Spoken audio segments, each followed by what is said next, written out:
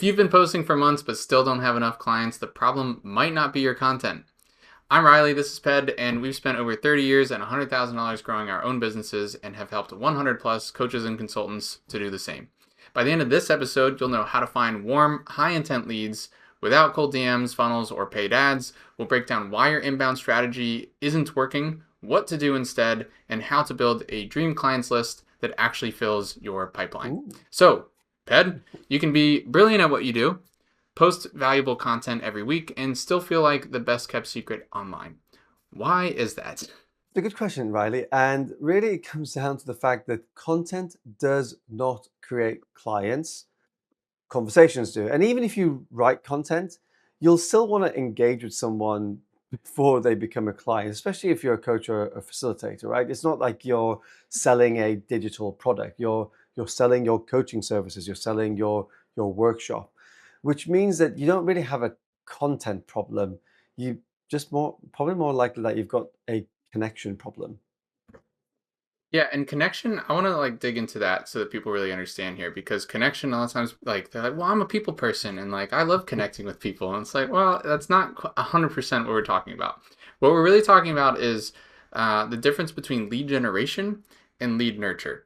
And so oftentimes inbound, or having referrals or word of mouth or a content strategy, any of that's all considered inbound, is very much a nurture strategy. Okay. Which means if you don't have enough leads in the first place, you have not generated enough interest or qualified prospects. There's a lot of different terminology we can get into, but if you have not sourced the lead in the first place, then you have, that's what we mean by connection. Like there's a disconnect between nurturing the person and actually finding and connecting with the person first, and that is the outbound component. Outbound is generation, whereas inbound is usually, for most people, more about nurture. Yeah, and so if you're only doing inbound, then at best you're nurturing people who haven't been identified as leads yet. So you haven't done that kind of list building piece. But at worst, because this is often what happens in our experience, you're just speaking to an empty room. And so this whole idea about creating an inbound only strategy, just posting content, only really works after you've identified the right audience. You know exactly who it is that you want to be attracting to you and who you want to actually be speaking to. Yeah, totally. Yeah, most coaches are nurturing no one, and and they confuse visibility with opportunity. Yeah. This is another angle of looking at that connection versus content piece. And so, the difference here is being seen doesn't automatically mean being remembered or trusted or booked, like all the things we actually want. Yeah, we've both been there ourselves, haven't we, Riley? Like Yes. we have separately and together, we've gone through seasons of posting consistently. I mean, do you remember not too long ago we were posting something every single day for months on end, and there was times when we still felt invisible because we just we weren't doing we let we dropped one part of the puzzle, right? This thing that we're talking about right now, outbound. Yeah, and I mean, uh, if I'm honest, I mean, I still feel that way quite often when it comes to content. I'm not you know a lot more about content than I do. I'm not a content wizard or king. I've learned quite a few things. Maybe I should say guru. I don't know if there's any content kings, although it's got the alliteration. Yeah. But um, the point is we have been much more focused on building a business as opposed to just building a brand. And I think a lot of people get mixed up with those things. And to really just illustrate that, actually, yeah, it was before you and I merged together. Back when Twitter was still called Twitter, I had a pinned tweet, and I think it's still there as of this recording, that said that I made $2,000 in 5 days with less than 200 followers. And the reality is I was not building that through content. I didn't have a massive audience. And at the tail end of that, I also landed 12 clients in under 90 days total, with I think still under 300 total followers. Yeah, right. And just point being, it's not just the content. We need to and I should also say, it's not that I wasn't posting anything at all. But that's the difference between lead gen and lead nurture, lead generation, lead nurture. Yeah, and we find a lot of our clients will say, or even just coaches and facilitators across the board will say things like, I feel like I'm doing everything right when it comes to content, but nothing's happening, or at least they'll be, oh, the algorithm is not my friend today, or I hate the change to the algorithm, and it's just it's it's a thing that it's easy to just go, well, the problem that I have with content is, the algorithm's making a mistake, but once you change that mindset and go, well, if the content is a bit more for nurture, we've had clients, for example, John, who he, on top of having his coaching practice, he ended up landing an exec role and Yeah, yeah. got more clients because he was initiating those connections, not not before. So he was doing it before, not after his posting strategy. So it was like a nice tapestry of doing both in a way that just made more sense from a connection point of view. Connect with people. Yeah, it's Yeah. yeah. Okay.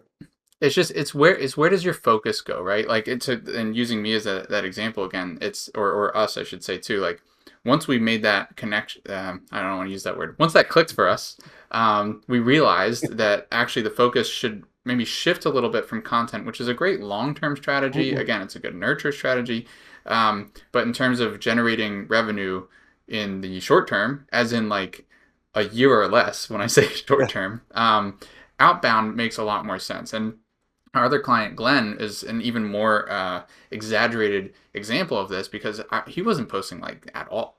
I mean, it was next to nothing. No one was. I mean, he had no content strategy, but outreach led to offers, and then he more than doubled his revenue in, gosh, I think it was 3-ish weeks. I think 6 weeks total, but it like Yeah. it goes much faster as well compared to content, which people will regularly tell you, the content kings and gurus, that I mean it's years, right? 2 years, 3 years Mhm, plus. I mhm. mean, some people have been doing it for 8, 10, Yeah. and it's like it takes a long time to build up that audience to where you can actually start getting that Yeah. that inbound. And with all that, I mean, in a way, it's better a better question than how do I get seen is who do I actually want to talk to and connect with, right? That's the first question you want to be asking yourself because you really don't need to go viral. You just need a system to find those people, and it starts by knowing exactly who belongs on your list in the first place.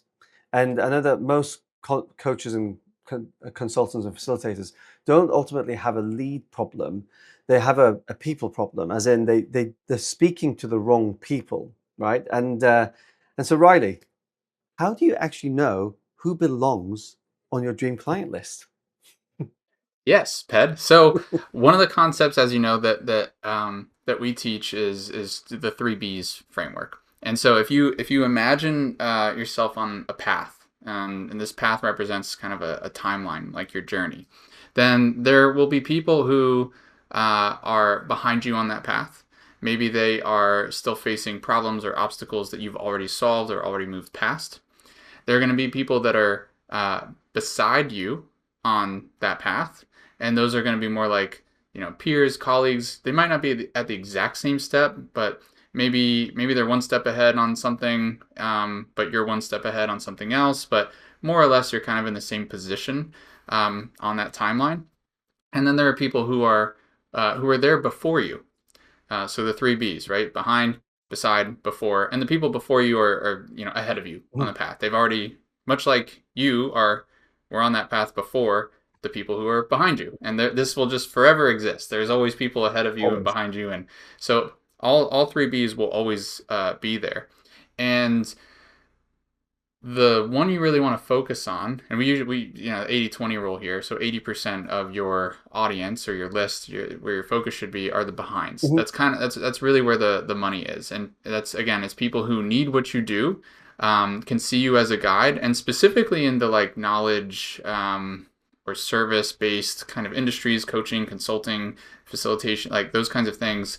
Those are people who still have problems that you know how to solve. Yeah. Because you don't want to talk to people who have problems that they have already solved, that, or they know how to solve, like they're not going to hire you if they've They're already not. solved the problem that you're saying you can solve. Which Doesn't is make sense, which is right? kind of part of the problem that we see a lot of coaches and facilitators do, which is they post content that they might not recognize it immediately, but they're speaking to other coaches. They're posting essentially to their peers, not A potential lot of times, buyers, yeah. right? So that just to give an example of this, there'll be a facilitator that might post a great workshop activity, and other facilitators love that workshop activity, but it's not quite clear for a potential buyer why that workshop activity is going to be relevant for them, why they should hire you to run that activity, what's the ROI for that, for that workshop, for that activity, and the benefit to the business and benefit to them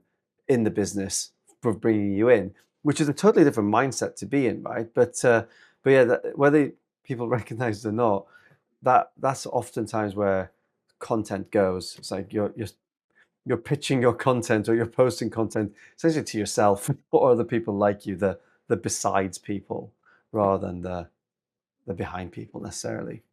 Yeah, it's a really good point though, and I just don't think people really wrap their heads around it or think about this enough. In that they that facilitation example is great because there's so often we see like you might really geek out about a I don't know, a learning design and how you're going, like a specific activity that works really well with a group of people, and like there's a whole flow, and like you can really dive into the weeds of like the craft, right? Yep. But who does that benefit? Well, the people who hired you, if they just want you to have a good time, then like yeah, maybe that's. But really, you're just explaining how they're gonna have a good time, and what they want to know is how are they gonna have a good time, or what's the business ROI for them, have like what are they getting out of that workshop, versus that other facilitator who's really interested in learning how to do what you do. Well, what's the benefit to them? Well, maybe they're really interested in improving because they want to build their business, or that. So it's like different value propositions, and you might not even realize that you're stumbling in and out of them.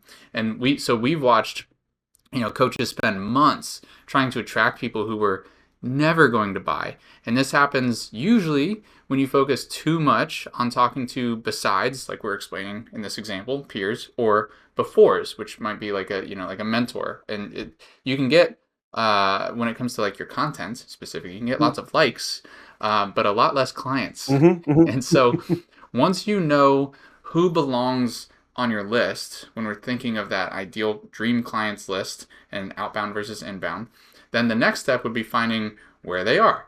And the good news is that they're almost always closer than you actually think.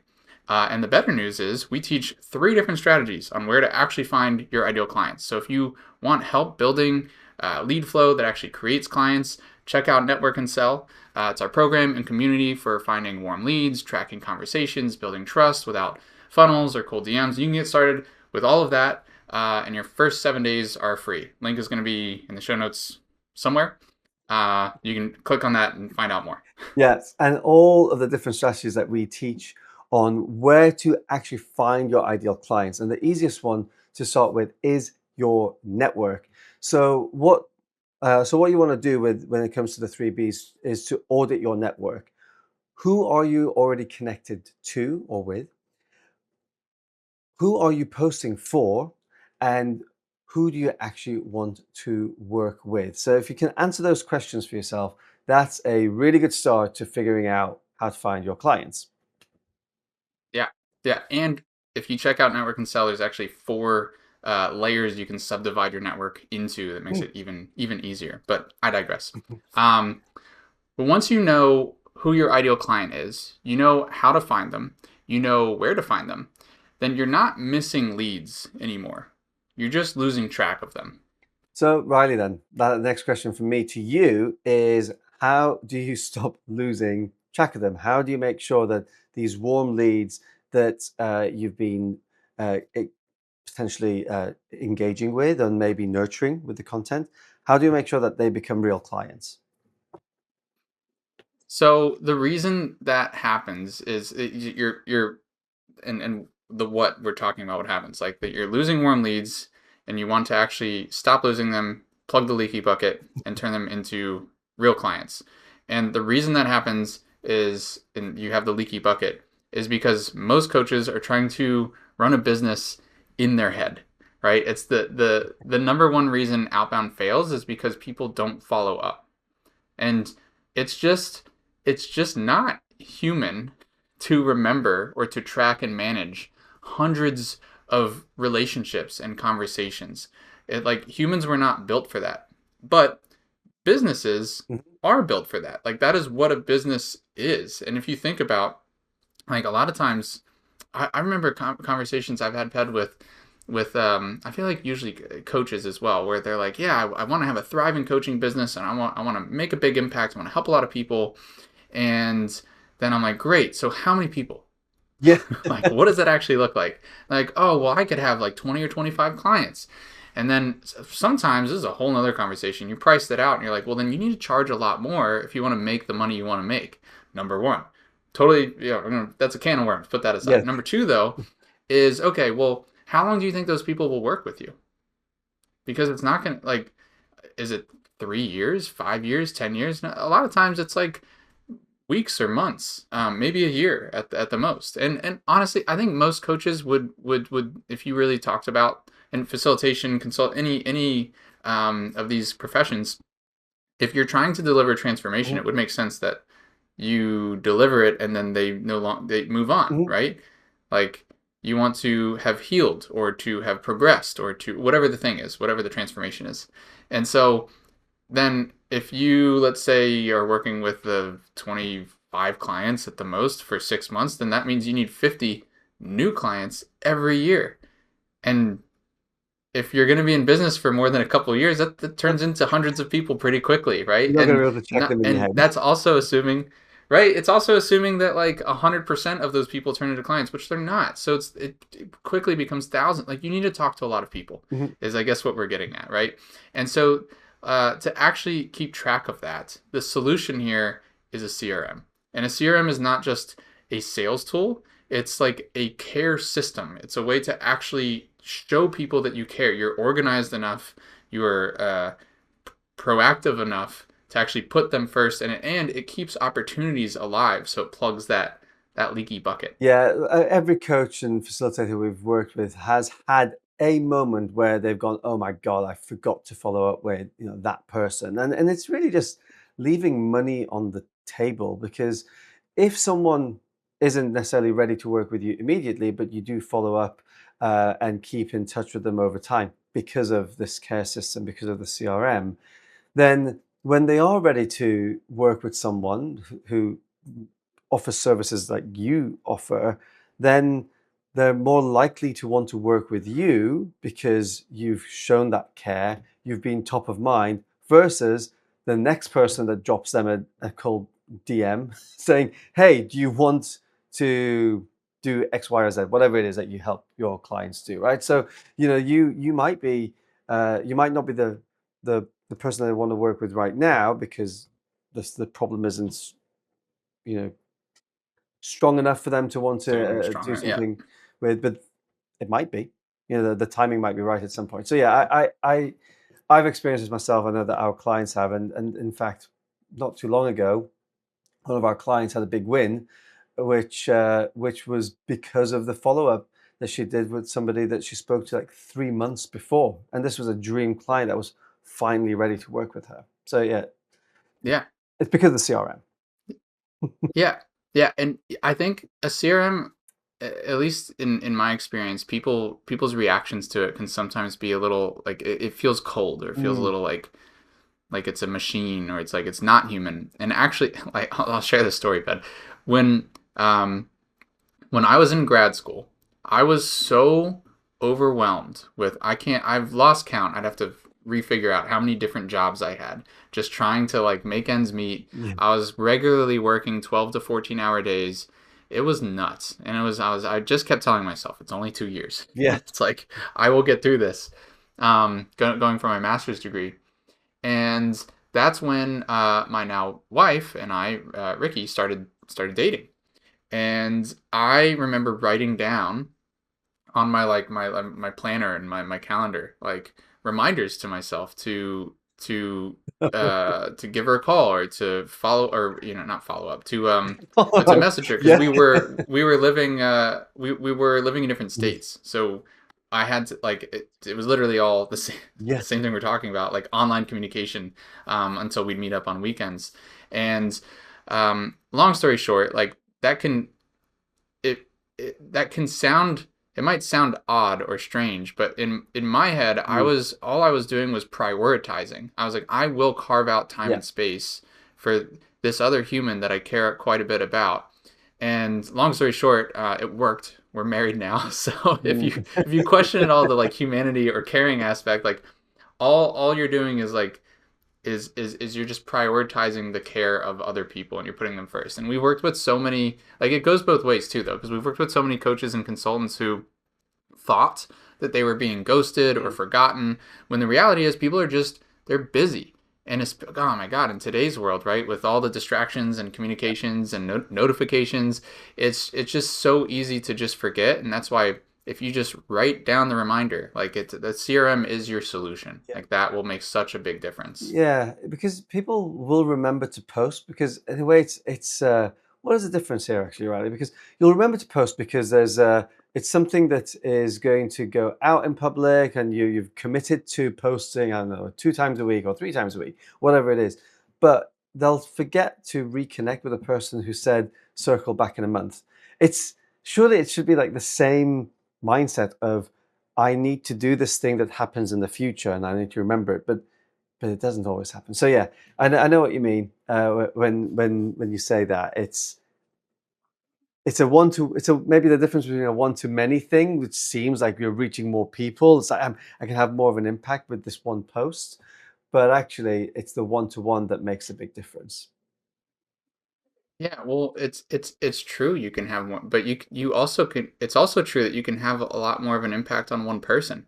Like, think about how, having a one-on-one conversation is so much more impactful, and you build trust so much faster. That, anyway, there's a Yeah, lot of there's also psychology. yeah.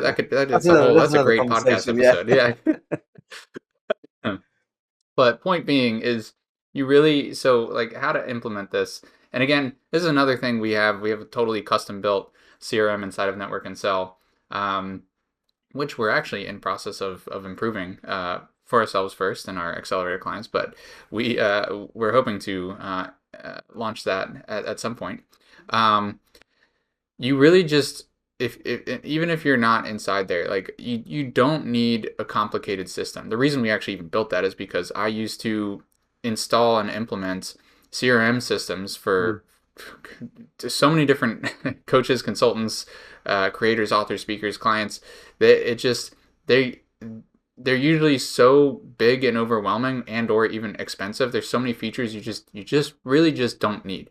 All you need is a place to capture names, name, contact information, right? Track conversations, and then stay consistent. Like that, the whole, like, remind yourself and remind your future self. Do yourself Yeah. a favor. Like that. That's it. That's all you really need your CRM system to do. Yeah, it's a system to help you stay top of mind, to follow up with warmth, not pressure, and turn those slow maybes into those ready yeses. Yeah, So and Ped, once you have this system in place, like, you take back control of your business. Like, you're no longer burying your head in the sand and waiting on clients to magically appear or remember for them to circle back to you, or what. Like, you are taking responsibility for your own success. And I honestly think that that's one of the best things about business and being self-employed, entrepreneurship, is it gives you the autonomy and control to try to make the world a better place. It's in balls in your court. yeah, right. So that's a big takeaway. Leads do not just show up. You find them, you connect with them, and you stay in touch long enough to earn their trust. And if any of this sparks something for you, make sure to like, comment, or subscribe. And also join our newsletter if you haven't already. That's where we share the behind the scenes tools, templates, and all those things to help you put all of this into action. We will see you next time. Peace. Cool.